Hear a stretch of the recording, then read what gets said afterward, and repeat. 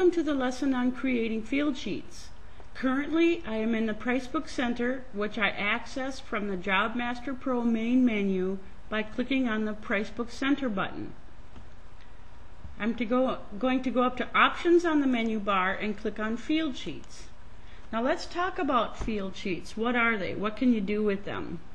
Basically, field sheets are groups of items that can be printed on field sheets and used by the guys in the field to record the items that they used on a job.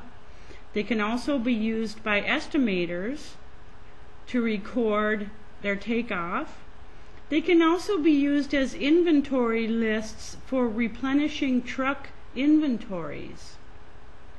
So I'm going to go through the process of creating a field sheet, and keep in mind that you can have many different field sheets. So if you do different types of work, you do commercial service versus residential service, although you may have a price book that has all the different items that you always use to do all the different types of work that you do, a field sheet represents just the items that you need to do a specific type of work. So I'm going to click into the description field in my field sheets window, and I'm going to give my field sheet a name. And then when I press enter, I could put a note about the field sheet. Maybe it's a specific type of residential work. Maybe the field sheet is for a specific builder's model of home that you build or service. That kind of thing. So you can put that in the note. Now the export file name is simply used to tell Cobra that if you export this file, this is going to be the name of the export file. The reason you may want to export the field sheet file that Cobra creates for you is if you don't like any of the three field sheet formats, you can import the text file, which is why I've ended my file name with TXT. Then any word processor can find that file in your Cobra directory. You can open it and customize it, and I'll talk a little bit more about that in a moment. So as I press enter, the save button becomes highlighted, so I'm just going to press enter, and now the field sheet appears on my list of field sheets.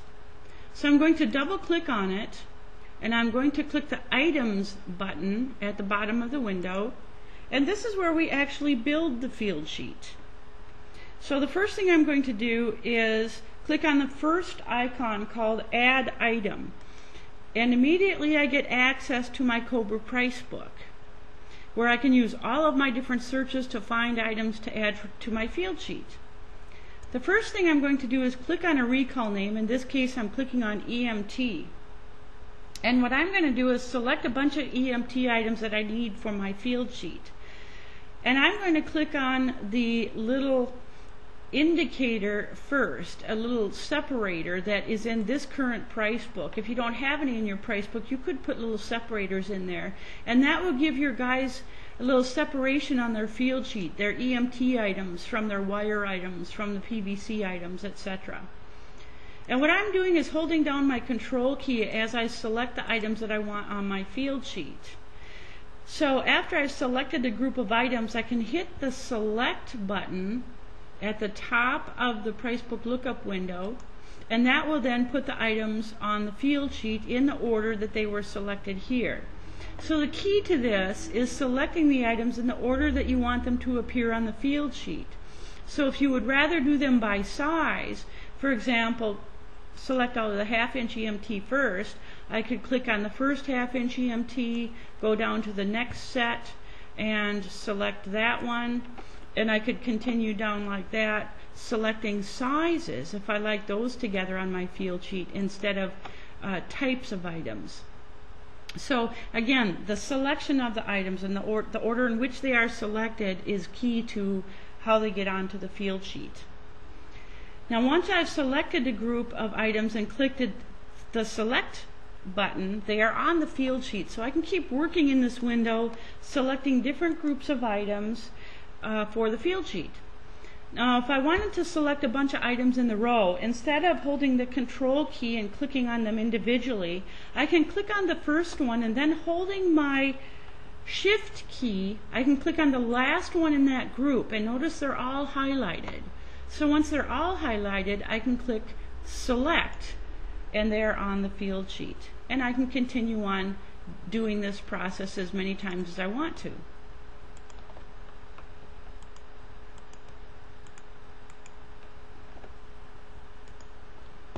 And I'll just select a few more groups of items.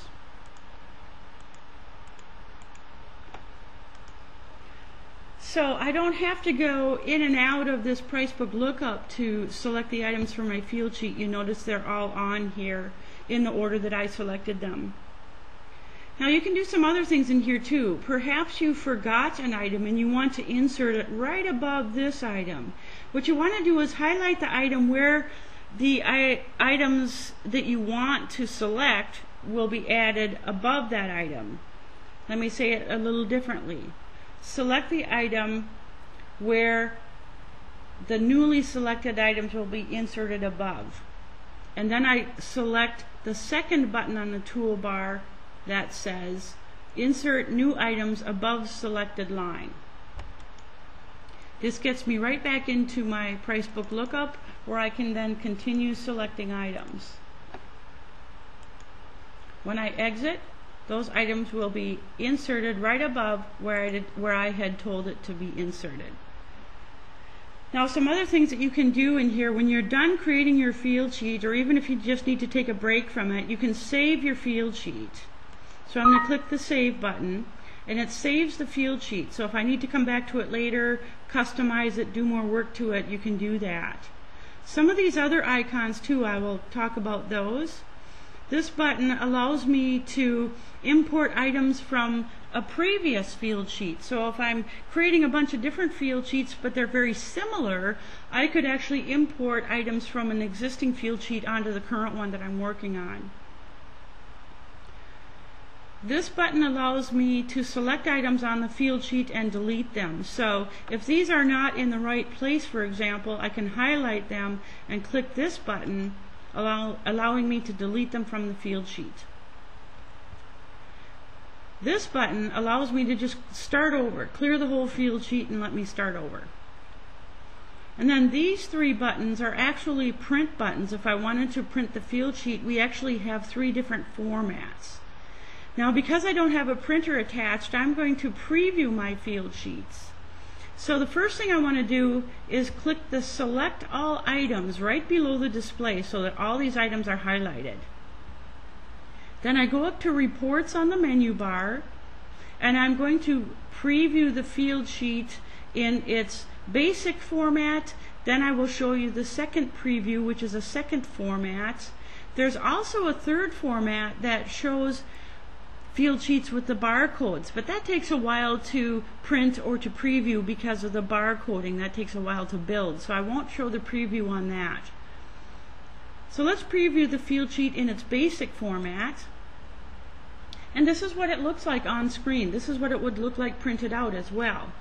The basic format does have two columns, as you can see, so it would print out the two columns automatically here. We have the name of the field sheet, and we also have room for the job information. So if we were to print a field sheet from the work order window as we're preparing our work order, we could actually print the field sheet with the job information on it already. But if you wanted to create pads of field sheets, you could have them in the guys' trucks, and then they could be working with the field sheet that already have the job information on the work order anyway. So it really depends on how you work with your guys in the field. The idea with field sheets, again, is depending on how they're used, primarily for job usage, what was used on the job, these field sheets help the guys remember what they used. You know how it is. At the end of the day, they're trying to remember what they did, and because all this information is in front of them on the field sheets, all they have to do is write in the quantity that they used of each of the items, and then when the field sheets are turned into the office, the person who's recording the jobs and doing the billings is doing it so much faster than any other method out there, because the item numbers are right there and the quantities that the guys used are there. The people in the office don't have to wonder what the item is, read the guy's handwriting, you know, that kind of thing that we hear all the time. Now let me show you the second format as well, because this is a slightly different format and some people like one format over the other. Notice that I don't have prices printed out on here because Cobra doesn't automatically print prices on the field sheet. You can have prices printed on the field sheet, however. So if you like the idea of prices on your field sheet, you can click this button over here that says print item price, and you could even select not just your regular price but also prices by price code. So if you have different builders and you want field sheets for different builders with their own prices on them or whatever, you can use price codes to do that, and review the lesson on price code prices.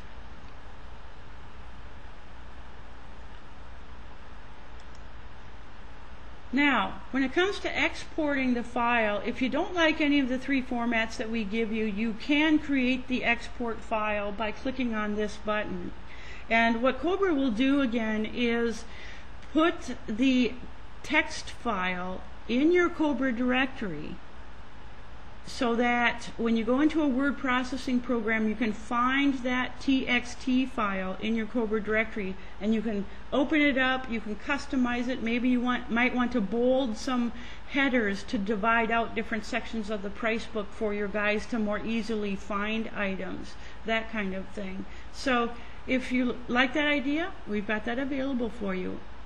You can also click into the help system and get a printout of everything I'm telling you on how to build field sheets.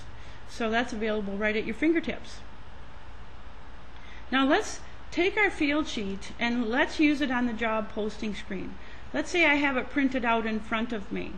What I'm going to do is exit to the Job Master Pro main menu and go into Jobs.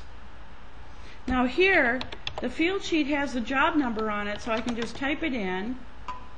And then I can go into the material posting screen, and using my field sheet, I can just enter the item number next to the quantity that the guys wrote in, and then type in their quantity. And that's how fast and easy it is to record items using field sheets. Now, if you have your field sheets working for you, you don't have to enter all the way through all these fields.